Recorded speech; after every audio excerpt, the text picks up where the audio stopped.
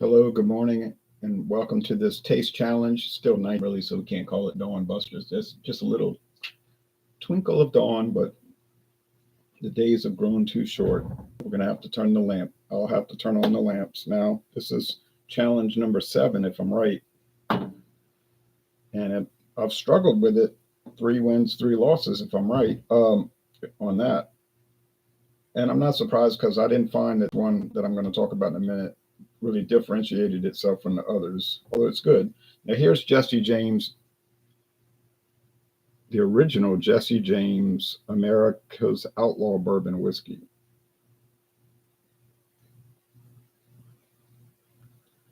Introduced in 2011. There's a write-up on either side of it from a guy named Jesse James Dupree, who was in a rock band, hard rock band, made a hiss. He has his own company, and they sell all kind of apparel, shirts, belt buckles, caps, other things, and they have their own line of liquor, which I guess some people buy it. Obviously, some people buy it. I've seen it around, never in this town, but I've seen it Kenner, Louisiana, Marrero, Louisiana. Now, this liter bottle I found at Savannah Discount years ago, and it was $7.99. I saw it. I said, I don't know what to make of this. I never heard of this stuff, but for that price, I'll take a chance on it. It wasn't much of a risk at all, obviously.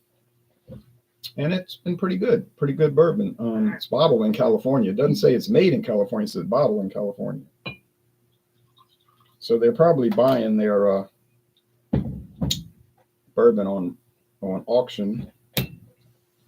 I know these companies, these big bourbon producers, they produce stocks and stocks of it as a commodity, and they auction it off. So just like milk and beef and everything. Okay, but so we don't know where it's made. We know it's made in the United States. All bourbon has to be. Is it probably from Indiana or Kentucky? You'd probably be right if you guessed that. Green Brier, Nelson's Green Brier, introduced in 2014. They brought back an old brand that had gone away in 1909. The company went out, and the facility was just rotting away. It still is. They built a new distillery, and at first had to get their stuff sourced. Some of it is still sourced, but they're getting up to capacity, and they're making a lot of their own stuff now. Same color, copper and clear. So the color won't matter. Do they have coloring added?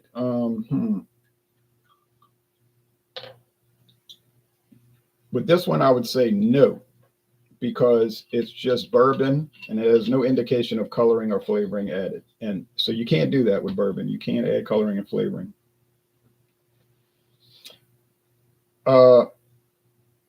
Unless you sell it as bourbon with natural flavors and caramel color, which I have a bottle of that. But otherwise, no, you can't. And so why would it not be straight? I started reading the regulations carefully, and now I figured it out. It's probably bourbons from different states blended together. Still bourbon, no problem there.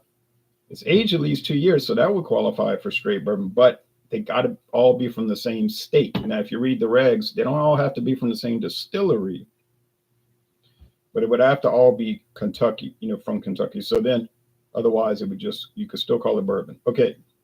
It doesn't claim to be a blend of straight bourbon. It just say bourbon. Okay. So there's a story on that one. That makes sense. Normal price for that, about $17.99 for the bottle. Not a liter bottle, just a regular bottle. That's what I saw it for, $15.99. I think they had it on discount, $15.99 at Star. But to find a liter for $7.99 is amazing, So now, normal price for the Nelson's Green Brier, about $28.99. And I think if you shop around, you can find it for that. I wouldn't go above 30, then something's wrong, But their website's selling it for $34.99, but I guess they're figuring people are not going to take the time to go research it and save a little money. They'll just order it.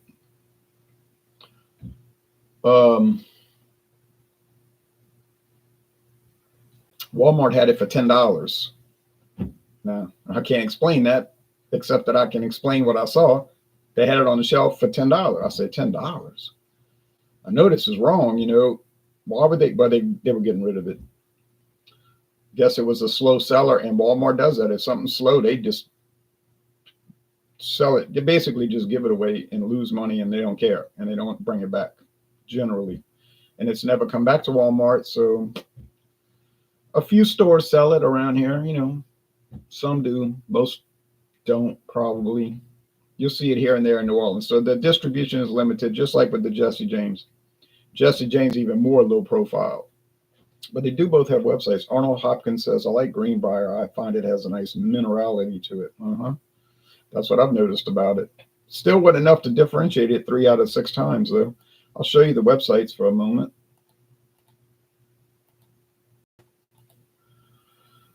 So here it is, Jesse James.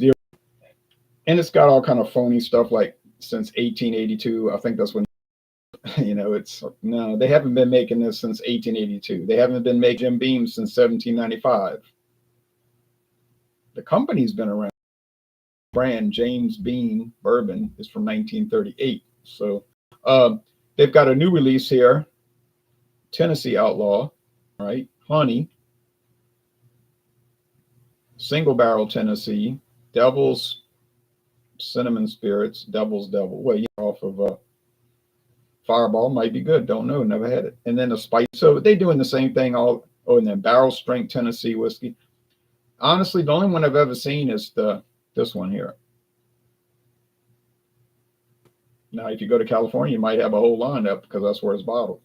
Made in this America's True Outlaw. Okay. Old time charcoal-mellowed. Now, this one's probably mellowed after aging, whereas the Green Brier is a Tennessee whiskey, so they have to mellow it before they age it. It's odd. Hey, look, legally, yeah, but flavor-wise, I wouldn't have gotten it wrong half the time if it made a real difference. Age and minimum of 36 months. 36 month. That's a misprint or a typo. It should say months, plural. Incredibly smooth, full for the outlaw in you. Well, I hope I'm not an outlaw. All right. I'm an outlaw in the eyes of America. Okay. Decent looking bottle, you know, standard type bourbon type glass and white and gray and black, kind of a etching, pen and ink. Yeah, it's kind of a old Green Brier. Definitely an old style label because they tried to replicate the original label. Not totally, because you had to update certain things on apply with the law, but the current, you know, regulations. But yeah, historic.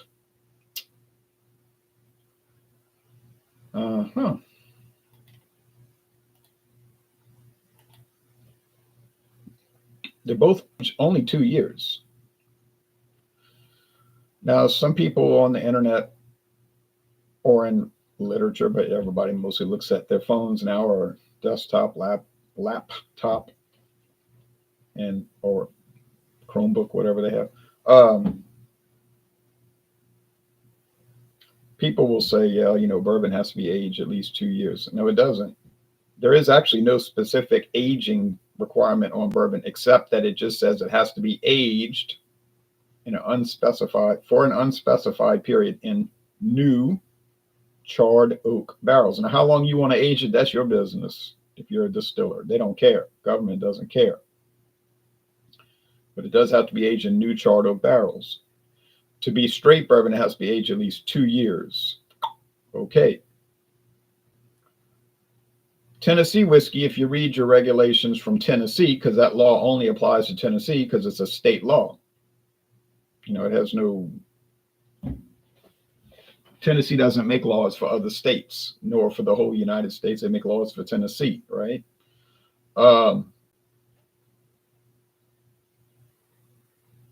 There's no reference in those regulations about flavoring or coloring. It doesn't say you can add it. On the other hand, it does not say you cannot add it. It's not discussed. I read it very carefully from Tennessee the Tennessee state government uh, documents. That's called a primary source. Not what somebody's saying about it, secondary source. No, primary source. Just like I showed you two websites from the actual company's primary source. So, can this have coloring and flavoring added? I would assume yes, and that's why it's not called straight whiskey. Okay. Bourbons released before at least a full 8 seasons aging process simply tastes too strong, you say. Okay. It's all up to where they say beauty's in the eye of the beholder. It's like music. We have the Rock and Roll Club on Facebook. Some people post music that they say is amazing. They're amazed by it. And then I listen to it. I listen to every post on there. And I'll be amazed too. But I'm amazed that they're amazed by it, because either it won't be very good in many cases, or I don't get it. It's like, this is not amazing and not really good. So, but that's an opinion. Everybody does not like the same type of music.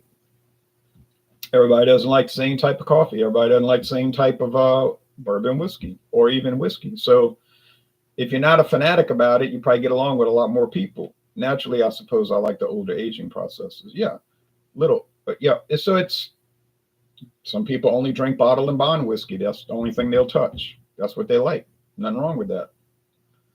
But when I say fanatics, I mean people that think their opinion is what everybody else should do. That's a fanatic. That's why they call them sports fans. Fans. That's from the root word fanatic. They say, I'm a Saints fan.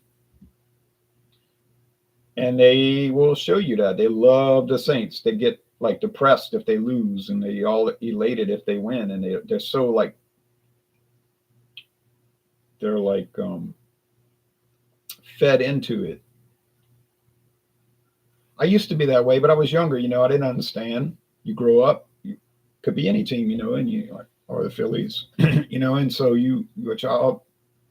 But then when you get older, you start saying, wait a minute, I see how this pro football stuff works, and you're not a fanatic. I'll watch it. It's entertaining. But to say I worry about it, no, definitely not. But other people are that way, and they just are fanatics, but that's sports. That's not really important unless you are crazy about it. And then, and the same way with the beer, wine, and liquor. All right. I don't think, well, I know I won't have to close my eyes, because if I look and see the color, it's not going to matter because it's the same color. Aroma and flavor, are they going to be real different? My feeling is no, honestly, but I don't know that yet. $10 difference. Well, actually $11. So is the Green Brier going to be worth the extra $11? I doubt that. So far, so not so good as far as does it really deserve the extra money? So far, I don't see it. Doesn't mean I'm against the product. Just saying, I don't see that. Am I glad I paid only $10 for it? Yeah, I'm delighted, because if I'd have paid $28.99 and it's not standing out over $13 bottles, I'm not going to be happy about it. Happens with craft beer all the time. And then I got people telling me, you got to axe to grind against craft beer. Like I've got some like secret plot, No, I don't have an axe to grind, except that in a way I do with the repetitive buying a lot, paying a lot and not getting much. If I'm paying this much, exorbitant amount for a can of beer, it needs to taste better than Pabst Blue Ribbon, which is just ordinary product, or natural ice, ordinary product. And when I'm tasting them and they don't really even match up to those, it's a problem to me. Now, you might be fanboy and you running behind every brand and talking about how wonderful it is. And I'm trying it and I'm like, mm-mm. But I don't ding people on that. Like, I don't get on these Facebook groups and go after people. If they love this product, whatever, from Louisiana, whatever, and I just don't say anything. I just think, or I might say, I'm glad you like it. Glad you like it. Glad you like it. And I am, if that's what they like. But all right. it's like a matter of perspective. There are larger issues than the outcome of a sports ball game, but I like baseball. I like it too. I've been to every Major League Baseball stadium. I've been to games at every stadium. That was a goal, you know. Was it an important goal? No. Did it mean much? No. Was it fun to do? Definitely. Okay. But that's how you differentiate entertainment from necessity.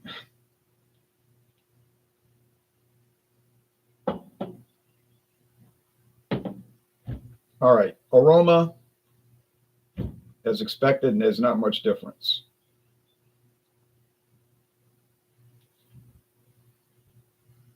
Meaning they're nice, and I think they're nice, but I'm not seeing much as far as one versus the other. But usually you got to go into the taste. So let's go with the taste. Now, sometimes on aroma, you can get it. Sometimes you smell it, you got it. Not in this case. Okay, mineral. Okay. You talked about that mineral I call Flintstone vitamin, which is a distinctive flavor.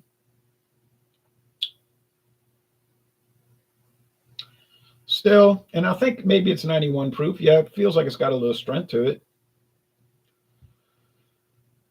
Sweet corn, naturally, you get that with bourbon. To me, bourbon tastes like sugar water.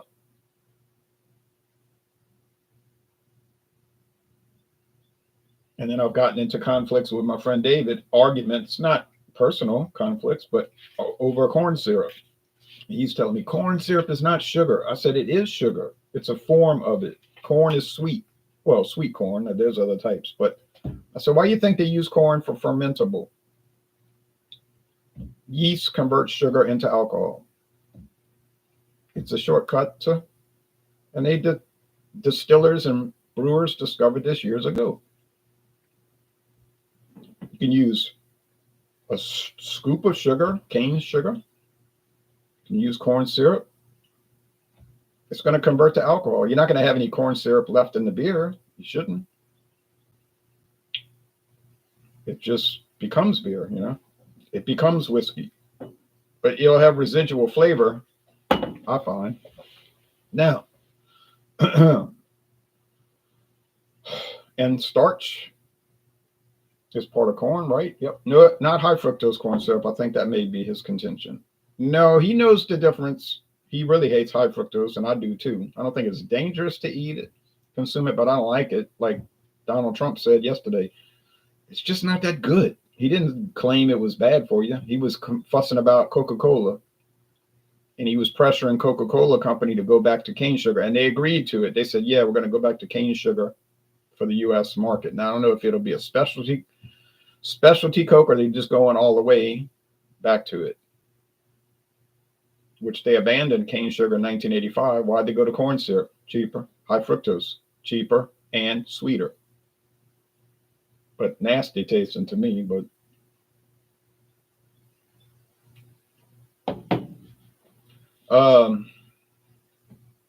okay, charred oak, sweet corn.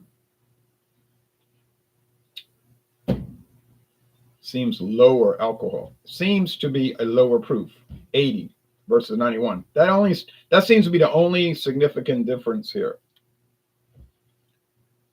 And it ain't much of a difference the way I'm seeing it. Well, hell, for the price they charge for Coca-Cola these days, it may as well be cane sugar. Oh no, it's so expensive, I just ignore it. But I don't buy it anyway. I stay away from the stuff now. Yeah, I don't mess with soft drinks except for my mix-up videos.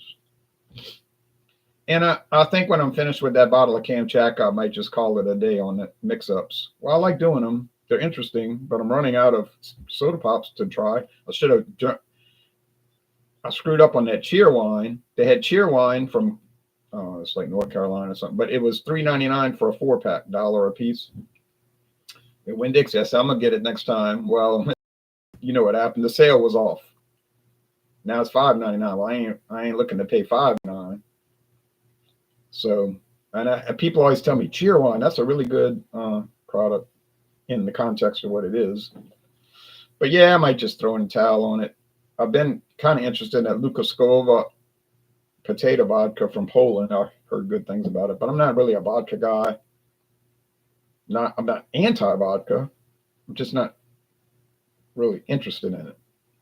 It's like gin. I'm not against gin at all. I just don't deal with it. It's got to be a limit somewhere.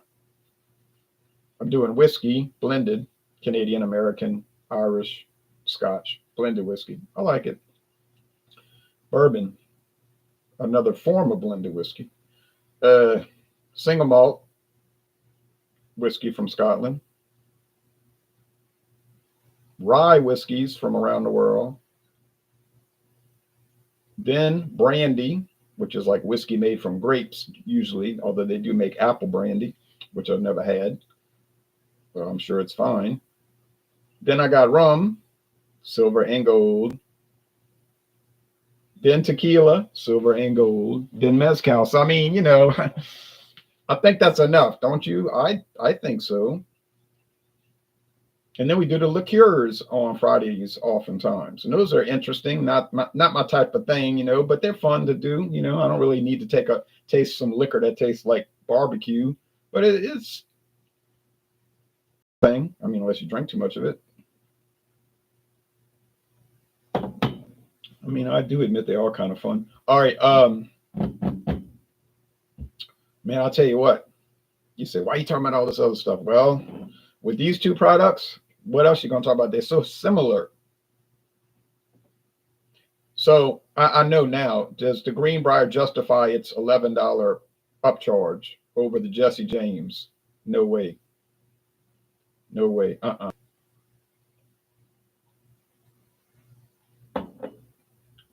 Any knock against Green Brier? Nope. Except for the price. Even the ABV is hard to detect here. I'm telling you, the ABV is giving me trouble. Now that Knob Creek rye, it just blew away all the ryes I had. It was no contest, really no contest. You could call it a taste challenge, but that's a challenge. It was a challenge in name only. Knob Creek rye, and I got the older one, not the age stated one. Every rye whiskey I put up against it, boom, boom, boom, boom, boom, knocking them down, setting them up, knocking them down like bowling pins. Easy, nothing, no challenge. Here, as I suspected, or as I expected, it's been quite a challenge. And then my friend David was very negative towards this at first. He didn't like it. Period. Didn't like it. But now he's sort of warmed up to it, and he's like, yeah, it's. But he's still saying it doesn't really differentiate itself, and I can't argue with that. You must like the corn present in the Knob Creek to offset the rye component. Well, I do like that. Mm-hmm. Do I like 100% rye whiskeys? Yeah. I have no issue with it. I have one that's kind of bland. It's 100% rye, but it seemed kind of dull,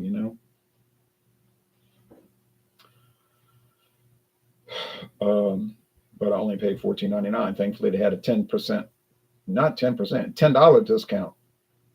Why was that? Nobody was buying it.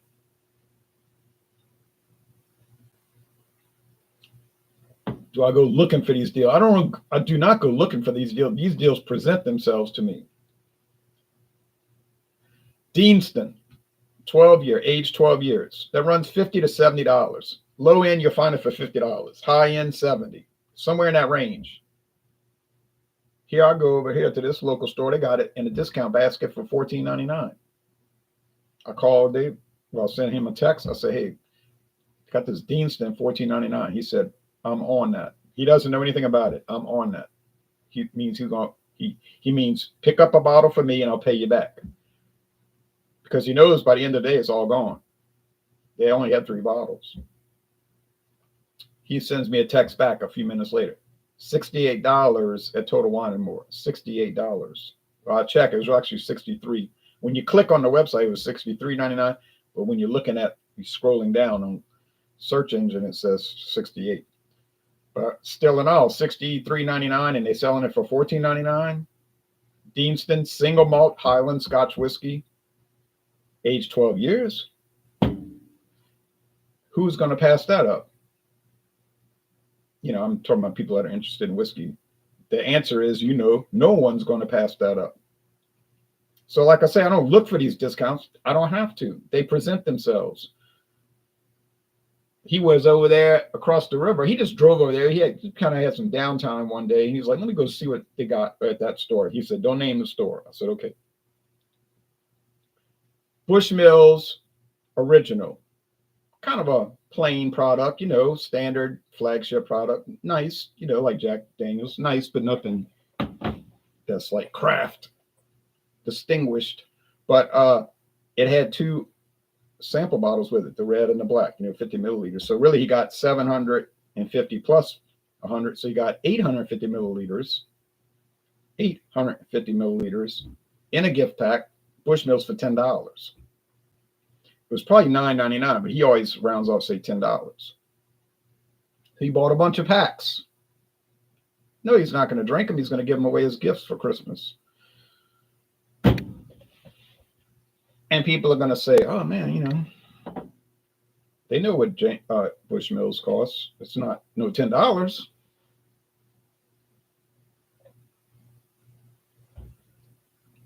So yeah, they present. Now this is Louisiana. We have a very obviously unusual pricing experience here.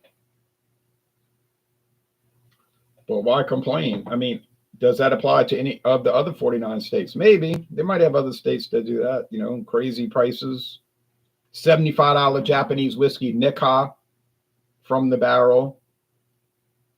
Normally 75. That was the cheapest price I found, $75. To see it for $9.99, unreal. But of course I bought it. Okay. I'm saying this, and I don't have any confidence here. I'm saying this is the Nelson's Green Brier just because it maybe has a higher proof. And that's questionable. I can't even get that right. It's the Jesse James. So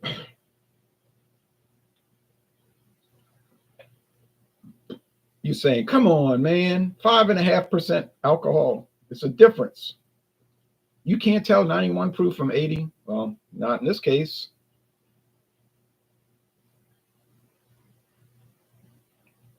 Does that show that I maybe have some problems with tasting whiskey? Could definitely show that. But then maybe everybody else who does this will have the same problem. I don't know. I'm not seeing any live taste challenges like this. So if I saw them, I'd watch them. I see crazy taste challenges that make no sense. They'll have like 12 different bottles lined up. I'm going to tell these. It's like, there's no point to that. They got 12 different bourbons, or it could be scotch. And they're going to tell them apart, blind taste tests. You know how many variables are involved? You know how little sense that makes? These people are in that much of a rush. They can't take time to go make a tournament one-on-one. Is that what they do in the NFL? All 12 teams play each other in the playoffs on the same day in the same game? No, 2 teams play. Then later that day, 2 other teams play. And then the next day, Sunday, 2 teams play in the afternoon, 2 teams play at night. You go through a progression. Why? What is the purpose of doing it all at once? Now, where we stand here, I got it 3 times right and 4 times wrong. Don't feel good about it, but I'm not surprised. I'm really not surprised.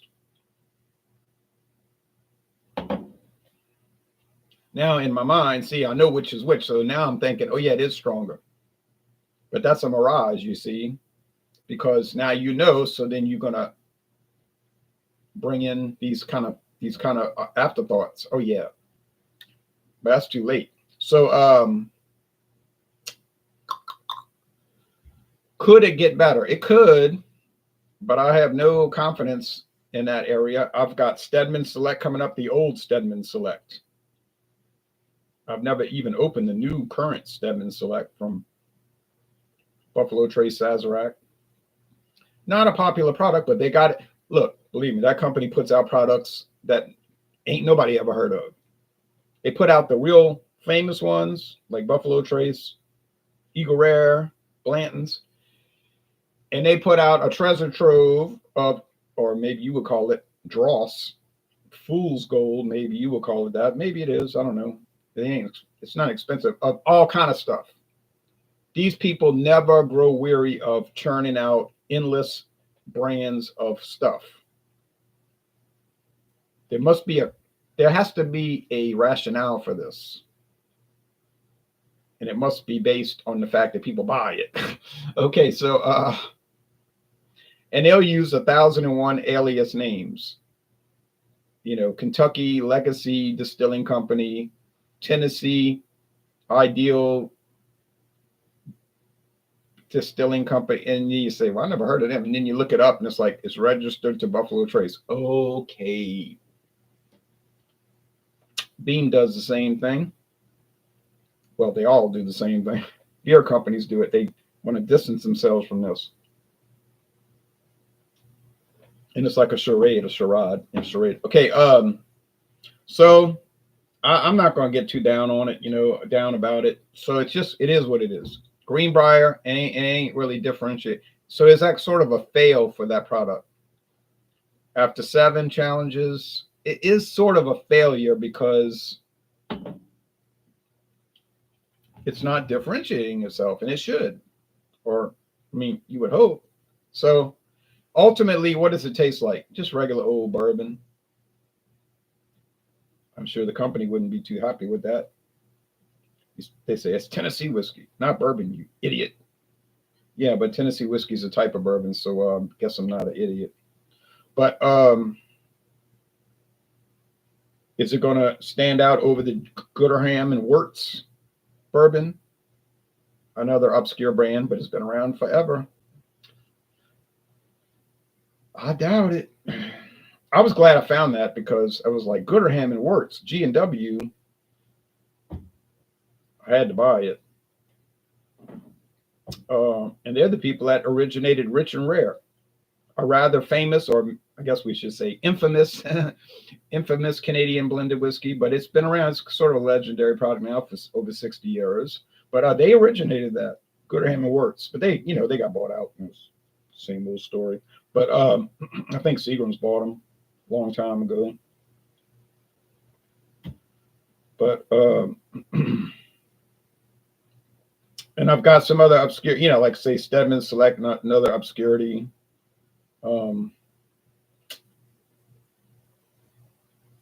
10 high, not obscure, not loved. It's there. You say 1,000,001 alcoholics can't be wrong. Never mind. 1,000,001 bargain shoppers can't be wrong. You know what I mean? You know what I mean? 10 high. I can see that, but Walmart sells it like crazy. They just can't keep it in stock. Hey, Buffalo Trace, you make the product. So don't blame me. You got it on the shelf and you talking about everything is so crafted, but is that why it's natural flavors and coloring added? Because it's that detailed and crafted. So, but hey, I get it. Gotta hit the hi-hat, the middle, and the low. And they all hit the low. Look at Gallo Wine. They got Gallo Wine Company, family owned since 1933 when they started. They put out wines that are $300 and $400 a bottle. This is true. $300 and $400 a bottle. And apparently they have Gallo specialty brandy, which I think you can only get in California, is in a heart-shaped bottle. You might be talking $200 or $300 a bottle, at least $100. But yes, they put out the I almost said trash. Yes, they put out the lower end.